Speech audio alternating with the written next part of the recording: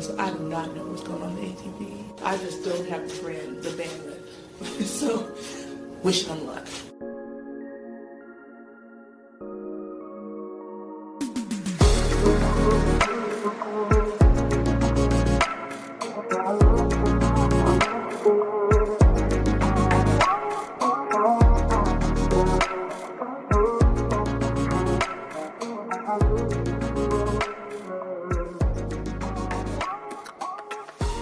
Hello everybody, welcome back to The Body Serve. I'm Jonathan. I'm James. This is episode 400 of The Body Serve. Can you believe it? You know what? I can. I've been preparing for it. You can believe it? I feel like grappling with what 400 actually is like grappling with just how much money $1 billion is. Like, I can't fully grasp it. Not quite, but I see where you're going. It is the culmination of more than 10 years of work, not taking more than, I think, 3 weeks off in that entire span. I feel like that's something. On a side note, I was thinking about how much $1 billion is recently because of all these broke-ass people who cape for billionaires at every turn, thinking that they too could someday ascend the scale. Mm-hmm. Better not criticize, 'cause there but for the grace of God go I. Meanwhile, they'll forever be closer to homelessness. Right? As are we. Yeah, so for our 400th, we were originally planning like a special event episode, one about the hottest players on the ATP, perhaps. We both got sick, and it really messed up our schedule, and now I regret saying on the previous episode, oh, everything's working out as far as the tennis schedule goes. You know, we'll get in our 400th right before the WTA Finals. Clearly, it did not happen. Yeah, it really did mess with planning for bringing this season to a close. Yeah, it was truly annoying. Here we are, resilient. We march on, and the women are done with their season. Yes, Elena Rybakina wins the WTA Finals undefeated, beats Aryna Sabalenka 6-3, 7-6 in a love tiebreak, and Rybakina barely qualified for this event. She won Ningbo late in the season.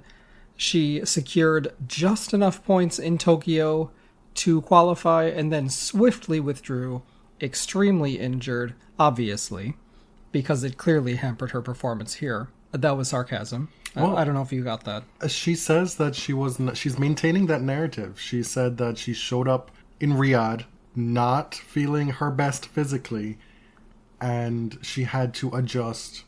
That's why she played so much more aggressively, much more first ball striking, lots of big serves, focusing on the serves, because she was a walking bandage. That is possible. A lot of the players are probably playing injured at this stage of the season. When her game is on like this, it's truly, what's the word for it? I've seen it described as economical. Mm-hmm. It's just no nonsense, just like her, no frills, very little drama, big serves, compact swings. She will blast you off the court if she can. If her movement were like A tier, God knows, the tour would be in trouble. Well, there's also a mental component to playing tennis, mm-hmm. which is always a factor in these matches. What tier is she on with that? Well, right now, I would say superior. She served 13 aces and 36 winners against Aryna. Aryna, who says, nobody can out-hit me. Like, I know that when I go on court, I'm not going to get blown off the court by anybody. And in this case, Elena kind of out-hit her. Sabalenka is known for her power, but she is not the most powerful on court. Right. Power, supreme power, has to do with timing more so than brute strength. Mm-hmm. Now, notice that Marta Kostyuk didn't come for Elena Rybakina when she was talking about testosterone and strong women tennis players. Why do you think that is? We're going to have a whole other episode about that. 10 years of the body serve, and we still cannot evade this subject. And won't. Rybakina took out Swiatek. Did you see that scoreline? I sure did.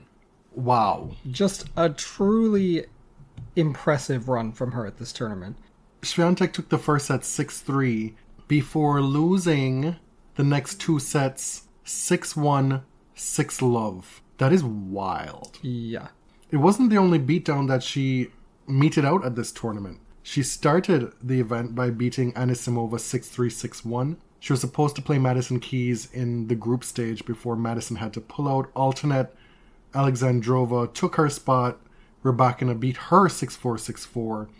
Jessie Pegula, who had a great tournament, played so many tough matches. She won the first set from Rybakina before losing 6-4, 6-3. And then, of course, the final, Elena winning against Sabalenka 6-3, 7-6.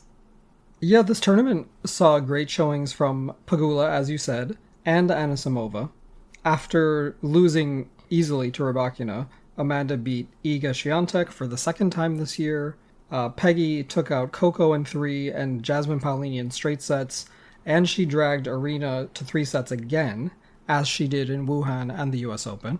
Pegula, in her first match, beat Coco Gauff in 3 sets, loses to Sabalenka in 3 sets in the second match of the group stage, takes out Paolini in straight sets to qualify for the semifinals, where she loses to Rybakina in 3 sets. Now, unfortunately, the big story coming out of this is the very awkward trophy presentation. Elena declined to take the typical photo with the WTA CEO, Portia Archer, leaving a very awkward image that was spread around the world. Sabalenka and Archer standing next to each other in this sort of lopsided photo, and Rybakina way off to the right, turning her head, refusing to participate. And of course, we know, without having to speculate, what the reason for this is. Rybakina is still big mad about the investigation and subsequent suspension of Vukov from women's tennis, and clearly disgusted at the role that the WTA played in it, and specifically Portia Archer. Yes. Stefano Vukov is Rybakina's coach, and now we know her boyfriend. He was suspended from the tour from the end of the 24 US Open into this year. WTA suspended him. He appealed. It went into private arbitration and was overturned. So Vukov is back on tour in August, and pretty much immediately Rybakina's results rebound. The things he was accused of in a very public way in a letter that was released and signed by Portia Archer are things like calling Rybakina retarded, stupid, engaging in stalking behavior after she fired him at the US Open, calling her dozens of times, showing up at her hotel. A lot of this was very public, right? A lot of his behavior you could even see on TV, but were observed by fellow players and people around the tour. And many of those people, I imagine, contributed evidence or testimony to this investigation. We're on the other side of this investigation now. Vukov is back on tour. Elena is back winning. She's playing better with him in her box. These things do not negate the need for this investigation. Right. The fact that she's out here protesting after winning this tournament, the WTA's investigation and actions on her behalf, and the safeguarding and well-being of its players, that doesn't mean that what they did was wrong. And I feel like we're in a place now where folks are wanting to just forget the reasons why this happened in the first place. There are real legit reasons why this investigation happened in the first place. Separate from Rybakina being an adult, separate from her being a consenting adult. Those two things are both true. It doesn't mean that the WTA was not within its rights and justified to carry out this investigation. Because those things that happened, that were delineated in that investigation, were horrendous things. Right. Things that should not be tolerated in a professional sporting situation. As it stands now, the WTA has a right to uphold certain standards among the people who contract their labor for the WTA.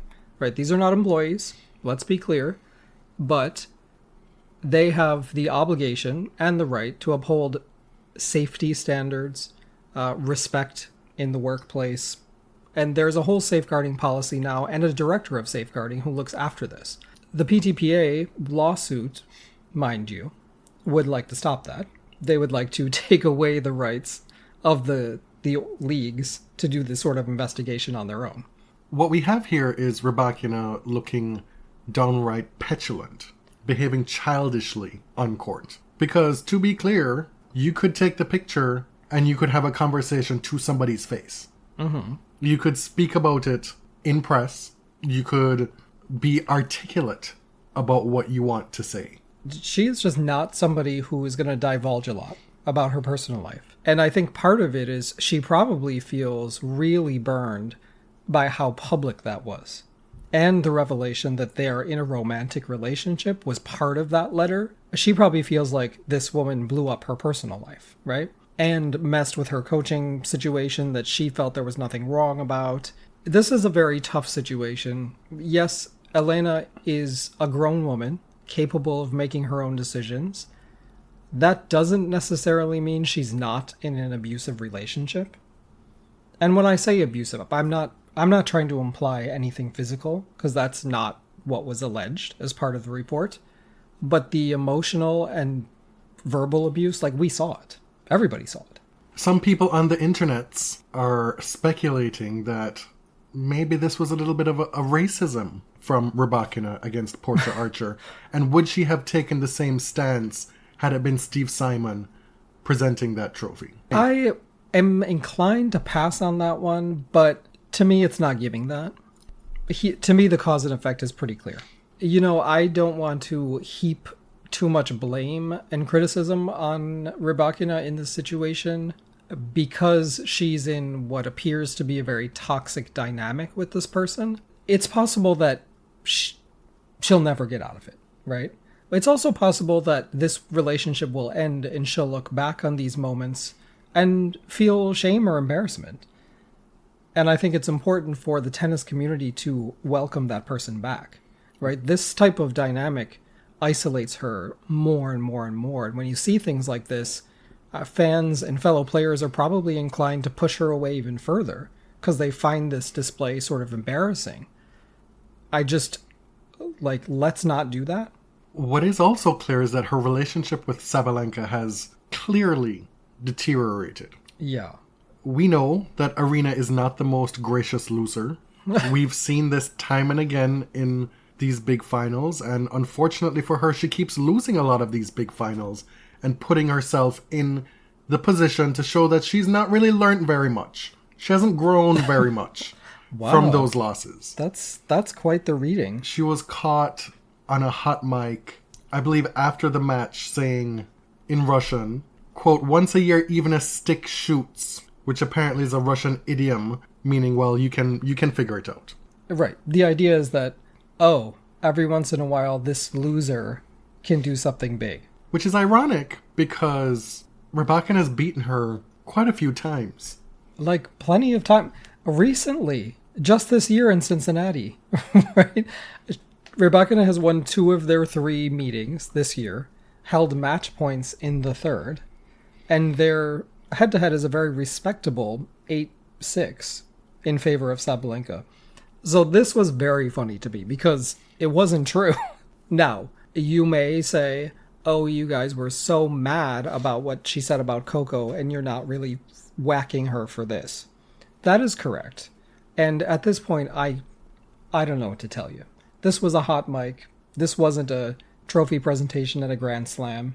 And it's ultimately not a big deal. The Coco thing was just... The Coco thing went even further. Yes. She went to list all these players who a loss would have been acceptable from, but not Coco. You know, it was disrespect on so many different levels. There was the disrespect in the trophy presentation. Like, it happened in a trophy presentation at a Grand Slam. It happened in the press conference afterward. The scale of that was just so much bigger. Yeah, and I'm not here to relitigate that moment. I just wanted to bring it up, to be fair. Because some people might be thinking it. The funny thing to me is that Arena just crashes out. This is a pure crash out. She was crying. She wasn't being logical. She was just upset. Because clearly this doesn't even make sense, right? Rybakina is a solid rival to her at this point. I guess I'm also struggling to understand why a loss at this tournament would set somebody off like that. Like, as a tennis player, would I care that much about losing the year-end finals? Is it the check? Is it the money? I have to say I was surprised. And then I had to check myself, because was I devaluing the importance of this title? I was surprised to see her crying. I think I'm just so exhausted from the season that I figured, oh, she must be relieved to be able to go to the Maldives now. Mm-hmm. I've just never held either of those tournaments, the ATP Championships or the WTA Year-End Championships, in as high an esteem as other people do, as the sport does, as the history books do. It's, to me, a glorified exhibition. No. It's more, I mean, you are playing the top talent in the world. And I don't mean glorified in a tongue-in-cheek kind of way. I mean glorified, exalted. Rightfully so. It's the peak of exhibitionism in tennis. You're playing round robin. Sure, but it's a valid format. They don't use it very often, but... Sure, I'm just saying this is why I struggle to understand. Okay. Maybe it's the frustration of a long year, maybe it's fatigue, maybe it's mental exhaustion, probably all of those things. I just was surprised by the crash out, personally. Fair enough. And so the year-end rankings have been decided. Arina Sabalenka still a country mile ahead of Swiatek at number 2. She has a almost 2,500 point lead over Swiatek. Coco Gauff finishes number 3. Amanda Anisimova, after her fantastic year, finishes at number 4. She's only less than 500 points behind Coco Gauff. Rybakina, all the way back up to number 5. Pegula 6, Madison Keys 7, Jasmine Paolini 8, Andreeva 9, and Alexandrova 10. That's your year-end top 10 on the WTA Tour. What happened in doubles in Riyadh? Well, the number 4 seed, Kudermetova and Mertens, win the doubles title for the second time. They also won it in 2022. They beat Babos and Stefani 7-6, 6-1. They were, of course, also the Wimbledon champions this year over Shea Ostapenko. That team, Shea Ostapenko, went undefeated in round robin here, but did not make the final. Fun fact about the doubles at the finals this year, each of the top 4 double seeds won a Grand Slam, which is pretty impressive. Siniakova Townsend in Australia, Irani Paolini, Roland Garros, Kudermetova Mertens at Wimbledon, and Rutliff Dabrowski at the US Open. They've won before. Mertens has qualified for the WTA Finals 7 times in a row with 5 different partners, and a hat tip to Hanlon Walsh for that stat. Mertens is just really becoming one of her generation's best doubles players, easily. She's partnered with Sabalenka, Shea, now Kudermetova very successfully, and she just keeps winning. We didn't mention on the singles part that Rybakina won the biggest single payday in women's tennis history, banking $5.235 million. Yeah, and they keep saying women's tennis, but it's actually tennis, because the Saudi Kings, what's it called? Kings Cup? That shit doesn't count. That's an exhibition. That does not count. This is the single biggest payday in tennis history. For now. While the WTA Finals were happening in Riyadh, Novak Djokovic was busy winning his new home tournament on his new home soil in Greece. Yeah. He wins this 3-hour battle, 7-5 in the third set, over Lorenzo Musetti for his 101st title. He's going for at least Rogers. He wants to beat Roger at 103. Jimmy Connors at 109? Who knows? It might be a little too far. So the funny thing about this is that Lorenzo tells the press immediately after the match that Novak told him at the net he's pulling out of Turin. What? Why did we do this then? Why did we do what? Why did we do Athens? Why did we have a 3-hour final? Why did who do Athens? Take your pick. Novak said he's pulled out with a, quote, ongoing injury. He managed to play Athens and win it, but he has an ongoing injury, so he will not be playing the finals. It's not surprising that he's not playing the ATP finals. He pulled out last year as well, and I was sure that he would attempt Athens at least, regardless of the condition he was in, because this is his family's tournament. Lorenzo was trying to vulture some last-minute points so he could get in and knock Felix out of contention for the finals. Do I feel bad? No. I most certainly don't. About what? Lorenzo having to do all this work, still losing the title, only to get in just by default.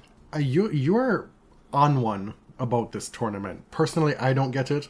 Novak was gonna play this tournament if he could walk, basically. Mm-hmm. This is one of the most important stops on the schedule for him. I think he knew before he even played this tournament he wasn't gonna play the ATP finals. What is Musetti supposed to do? He's trying to qualify for his first ATP finals. Sure. Like this is what he has to do. It's from Novak. It's a stunt. He's a stunt queen to the last, and he always will be. It's deeply dishonest, of course.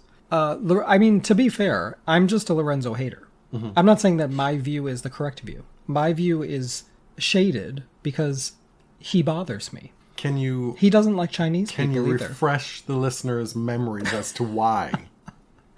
Well, he most recently did a racism a few short weeks ago that everyone has forgotten. And he did a homophobia years ago on Instagram. Mm-hmm. And there's just something about him that bothers me. Aside from that. I think I've said this on the podcast before, and you've probably cautioned me from saying it before. Uh-oh. But I just have a healthy distrust of young ATP players who have children and get married. And so that's borne out with Fritz, with Khachanov, with Musetti. That's part of it as well, for me, personally. Okay. I find it weird in 2025. Fair enough. I'm sure we'll get a comment. I just feel like this is everybody playing in Lorenzo's face.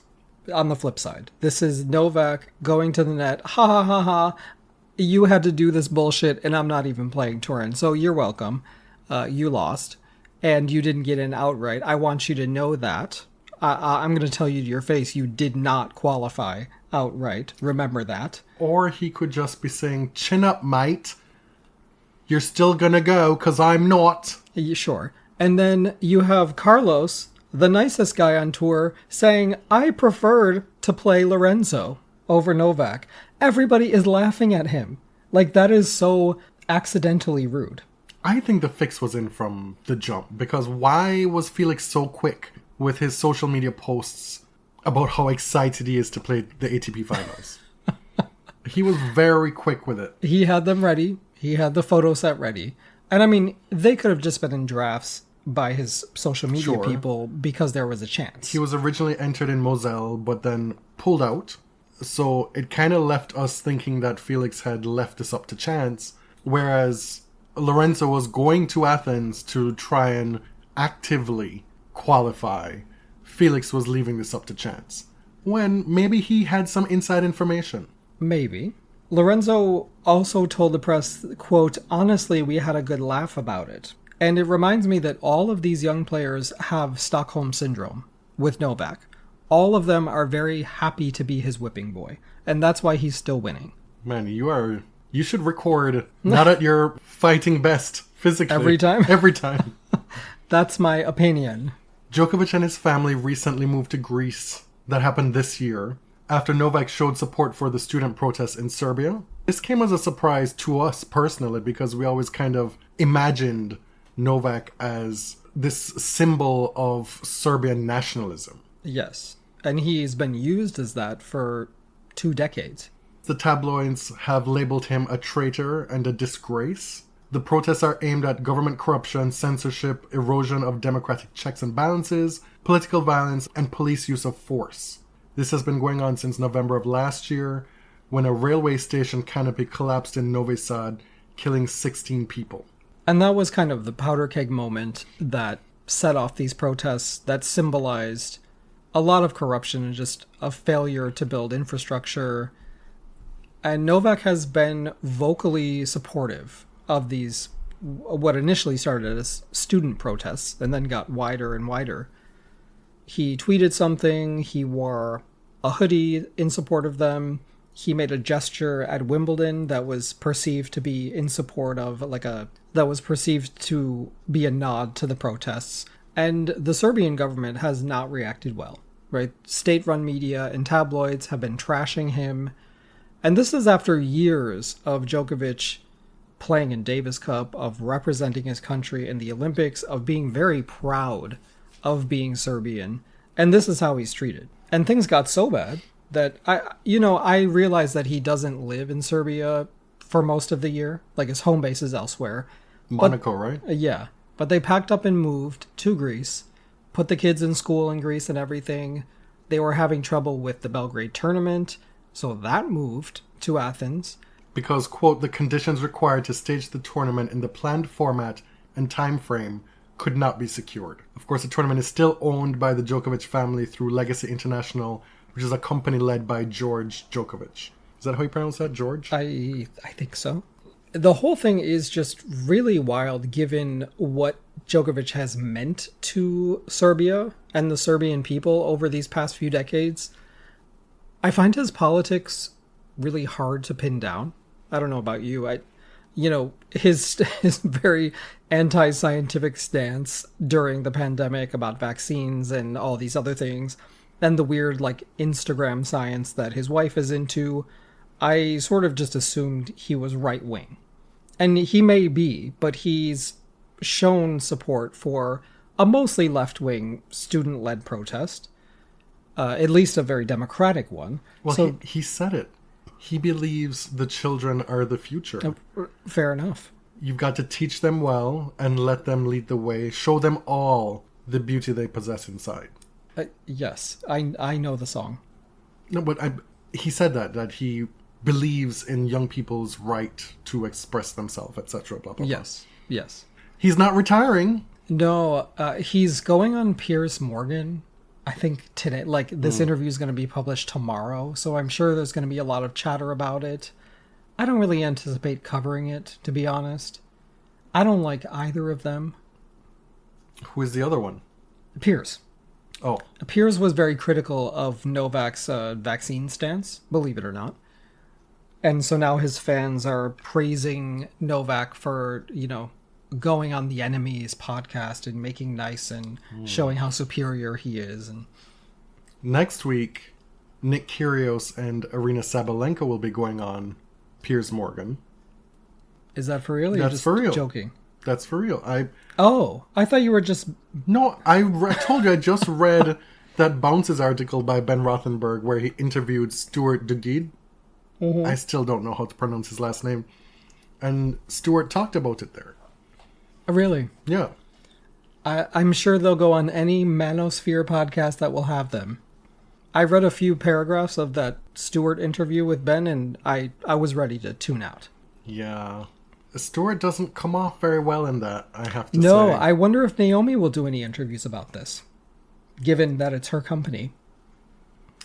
Anyway, on to greener pastures. There will be a rule change in the ATP next year.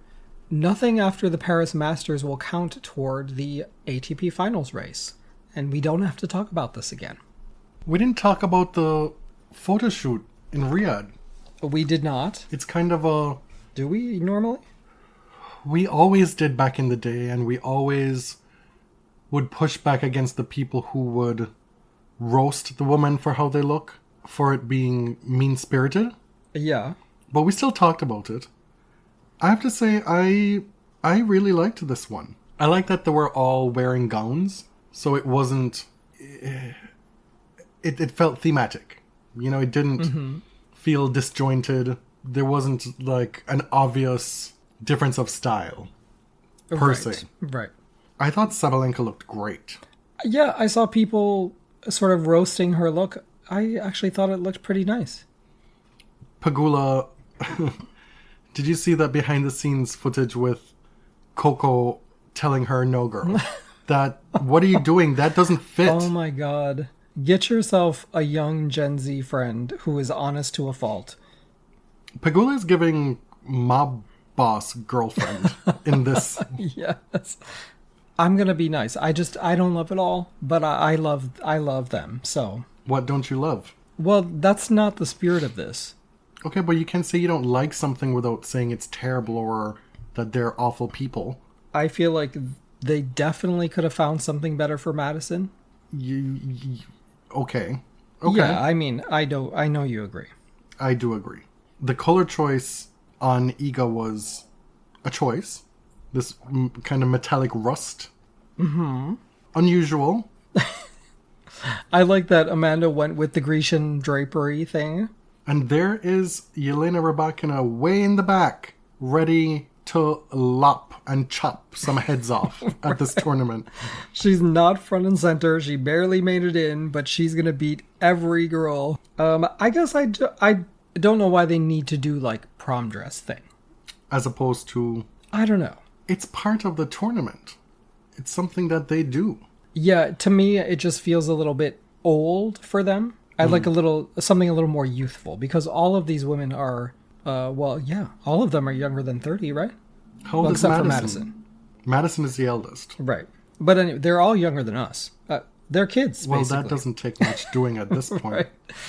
So it's something a little more youthful. But I'm not joining the chorus of people who are like making fun of their looks or whatever. I love that they get to dress up and it really doesn't affect me.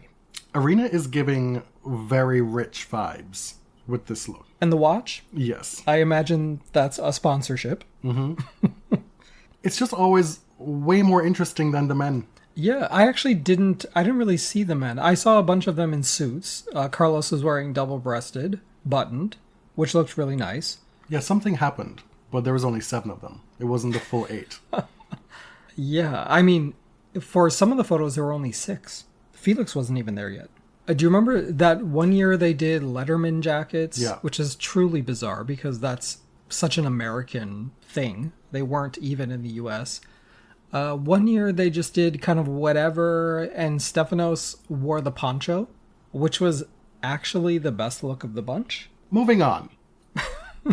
The other things that happened in tennis last week were in Moselle, which we referred to tangentially, but what happened there was Lerner Tien won his first career title, beating Cam Norrie in a third set tiebreak.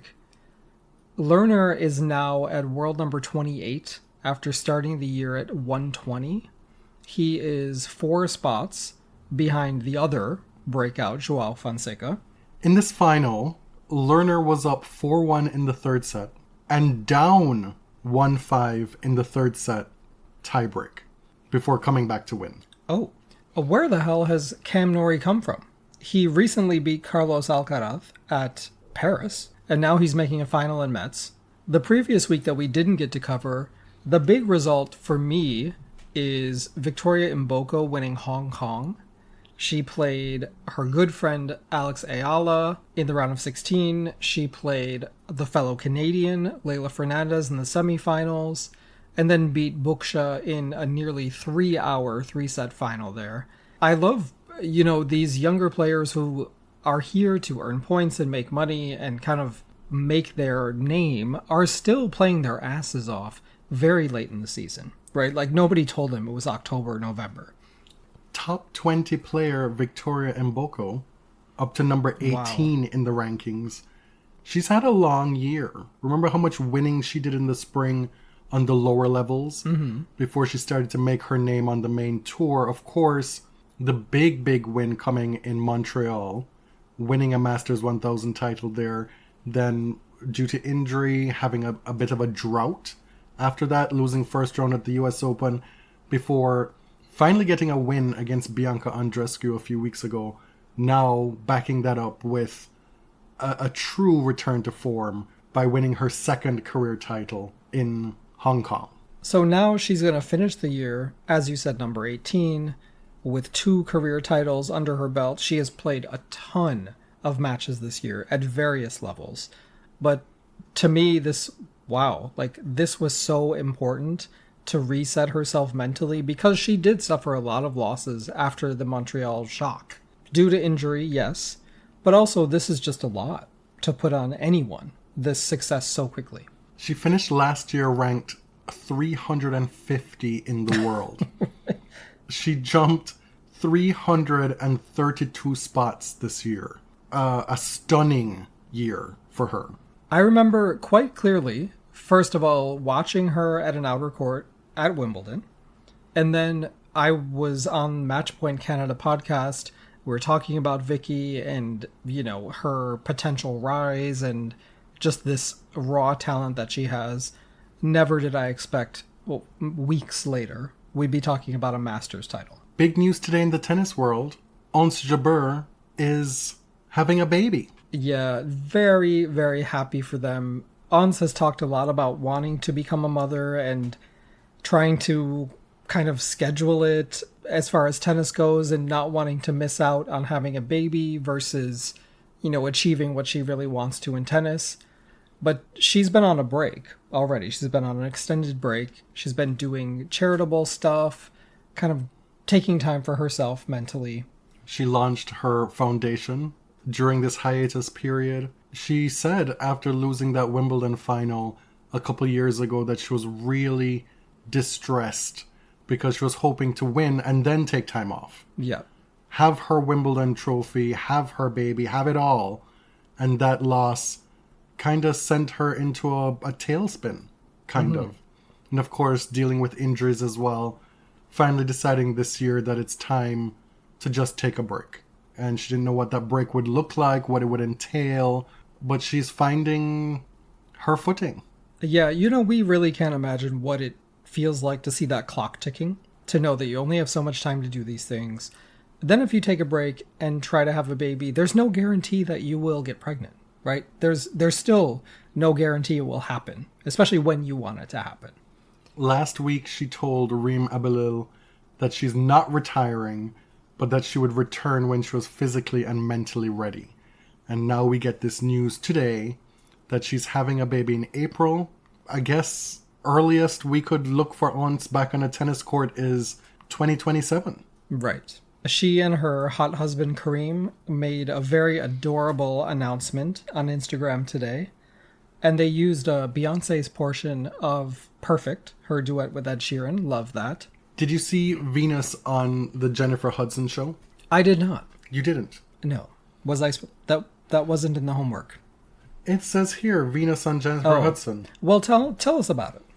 I was just hoping to kiki with you about the tunnel, the dancing in the tunnel. But I guess we can't. No. You can kiki with the listeners. It's fine. By proxy. Look it up. It was cute.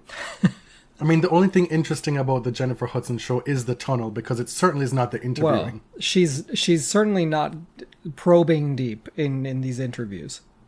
It is some of the worst interviewing you'll ever see in your life. Honestly. It is quite shocking how bad her. she is. Love her, but... You may have thought that with Holger suffering this catastrophic injury, that you wouldn't be seeing or hearing from him for a while, but that has not been the case. He has been on every tennis court possible in recent times, hitting tennis balls with his injured, or I should say surgically repaired, ankle, leg, whatever, raised and flat on a surface, and he's just sitting there whacking forehands. Yes. I recently saw him standing. Did you see that? I didn't see that This part. time with his knee bent, he's now up on one leg. He is determined to rehab. It is going to take a long time, but love to see him out here on a tennis court. Has the potential to be like really catastrophic emotionally, but he seems to be pushing through it. I respect the energy that this has, because I simply, categorically do not have it. No. Granted, we're at not. different ages and places in our lives, but I see this and I am just fatigued. I dare say that tennis will need someone like Holger, especially after Novak retires, because he is a stunt queen.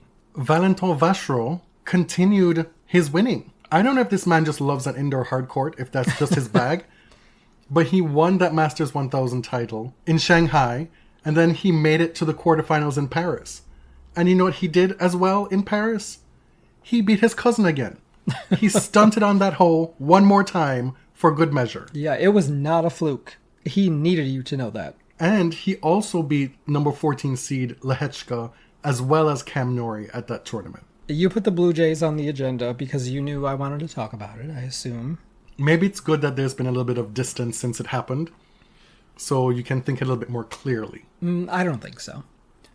We had a conversation about this a couple days ago, and I don't know where you went, down which rabbit hole you swam to come up with all these conspiracies as to why the Blue Jays lost. No. That weren't a simple fact of they choked the World Series away. I don't dabble in conspiracies, as you know.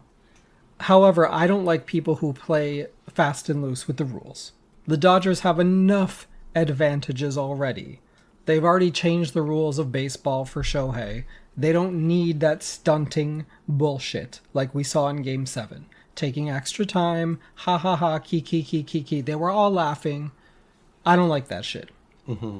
They already changed the rules for you. Follow the new rules. I don't like that one of my Blue Jays was hit by a pitch intentionally. Everybody knows that.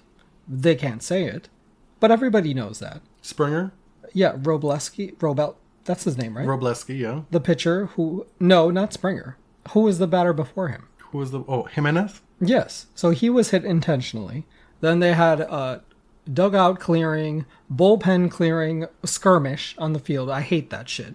Everybody go back. This is Game 7. Go back to where you belong. Continue the game. Right, but... Then, of course, Springer hits the next ball straight at the pitcher, which was like a providential accident, probably. Right. Jimenez was hit partially Purposely. because he wouldn't get the fuck out of the way. He was actually trying to dive into the plate to get hit at certain points. Oh, okay. That was part of it. There's Okay. two sides to this, at least. Whatever. Actually, what I want to say about the Blue Jays is that I love this team so much. I'm not somebody who follows baseball year in, year out, as you can probably tell. Or, I've said before, or even decade in, decade out. well, Historically. I've already said that I'm not really a sports fan on this podcast. I'm a tennis fan. But I do like basketball. I do follow basketball. You went to 2 Blue Jays games this year? I did, and I had fun at both of them. One in April, one at the end of September, right before the playoffs, which they dominated. You tried to get playoff tickets? Tried to get World Series tickets, my God. But I'm not spending that. But this team is so much fun. Like, a lot has been said about how much they like each other, just like being around each other. They've got Ernie Clement, who is from my hometown of Rochester, New York. Always going to support that. They're just fun to watch, right? And as baseball experts explain to me more and more about why the Blue Jays are good, I gain more appreciation for them. Mm-hmm. Right? They're aggressive. They know how to move runners from first to third. Like, all of these baseball fundamentals that they do well. I will say that if you are not a particularly religious person, and if you are not a fan of the radical evangelistic Christianity that emanates from the United States specifically, then you need to not pay close attention to who these people are.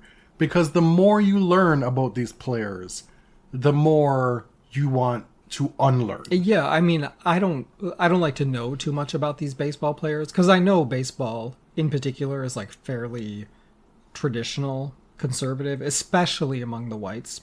Vladdy is out here carving Dios into the dirt before every at bat. I'm just saying, if a corn-fed looking dude is out here talking about how and when and where he was saved, like, that's gonna personally, I'm not ping interested. A few red flags for me. The Blue Jays social media did this thing like, who are your top 3 artists on Spotify or whatever? And so many of them said Morgan Wallen. I was like, oh, you know what? I'm going to forget that I heard that. I'm just going to watch the baseball. I don't need to participate in the social media. How many of them are loath that they even had to set foot in Canada to play a baseball game? You know, people, most players who come to Canada, they probably dreaded it at first, and then they leave saying, I love Toronto so much. Mm-hmm. They had to get a passport Exactly, right? They had to get a passport. Paid in a foreign currency. I had to go through customs every time I left the country. But a lot of these players end up loving the city and the country. Baseball always prides itself as being, the global champion. It's such a bizarre thing to call it the World Series, to call yourself world champions when so many of your players probably don't even have passports. Like, it's crazy to me. Wow, they were so mad at Noah Lyles for that when he said that about the NBA. It's true. It is true. But even more so in baseball, I feel, because it's giving provincial, it's giving cornfield of dreams. No, I mean, there is something so literary, so poetic about baseball in general. I get it, right? August Wilson wrote a whole cycle of plays about baseball. I took courses, or a course, in undergrad about baseball. And the mythologies built in, the beauty of the game, all that stuff. Right. It's there. I totally get that. What I don't love about, sports fandom in general, but baseball especially, is that every fan has to be an accountant, a finance analyst, a statistician. Like, you have to have so much expertise to even participate in baseball fandom. Like, I just enjoyed watching the games. I'm not going to debate you on payroll. What does war, what I mean? What does war mean?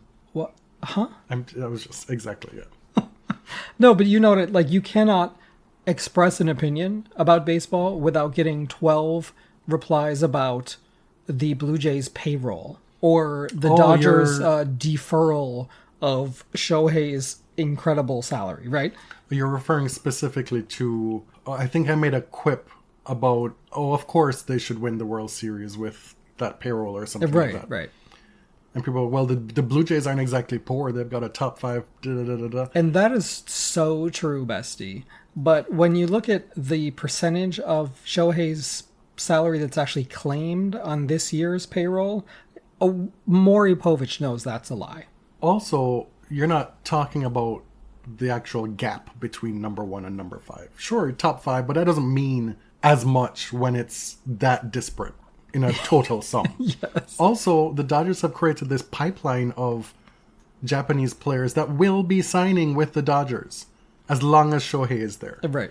People have been posted in recent years who have said explicitly, I'm only interested in signing with the Dodgers, or more quotedly, a team that has a setup conducive to making a Japanese player feel welcome. Okay. Now, where the hell is that going to be when you have that in LA, but also a team that has seemingly unlimited resources? Like, stop playing with me. Stop trying to... Right, like, that's fine. They're the best, right? They're a dynasty. They're the best. They're also very well run. Not all baseball organizations are run well. They have owners that want to spend money within the rules.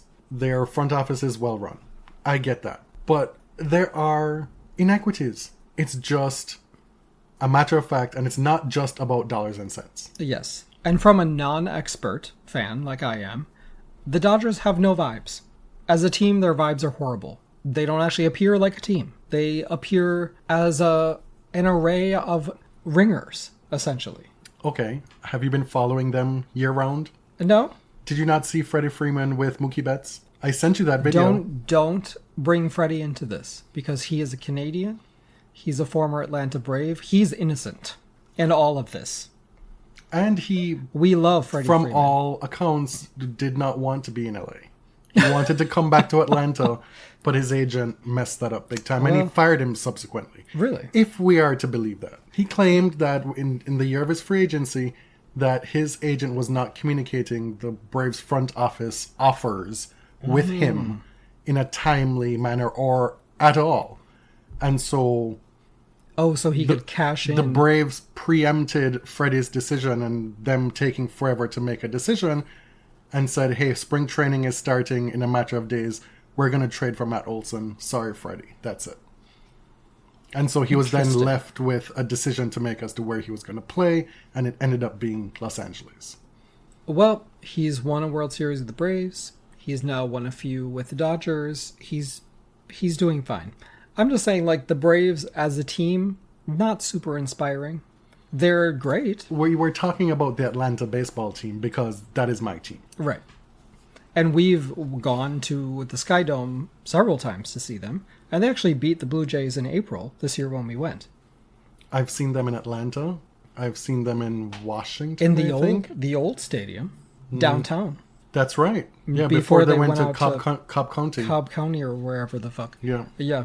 Well, when you said the old stadium, I was thinking Atlanta Fulton County Stadium before realizing they had also moved This again was before Turner. Turner Field. But it was accessible by MARTA. Mm-hmm. That's enough on baseball, I think, don't you think? It was a Yes. fun run. It was. And we are big Ernie Clement stands in this house. Huge. Love Vladdy as well. And I firmly believe this team can get to the World Series again next year. I'm here for it. Yeah, well, I'd like to see a Bo in Atlanta. So we'll see. Okay, whatever. We'll see how that goes. We started the episode by, talking about how this was our 400th episode. We're finishing up our 11th season. What does 400 mean to you? And the process of getting here, especially this year. Because, to be clear, it's been a highly unusual and frankly difficult year to produce this show. Yeah, it's probably come through as well. We've mentioned certain disruptions, I guess, in our life this year. Mm-hmm. Having to move in the dead of winter, you subsequently losing your job. Mm-hmm. At the end of the day, not true hardships, but just things that changed the way we live, right? But we've also been so privileged to be able to go to Wimbledon this year for the first time, to go to New York, to the US Open again.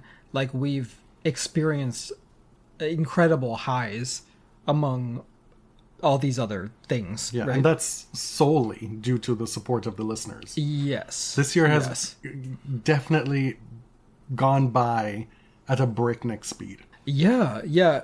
I do feel like I have to take some time and really think about what we experienced this summer. I took Kodak disposable cameras to London because I figured, like, I've never been to London and it would be really cool to capture it on real film, like we used to.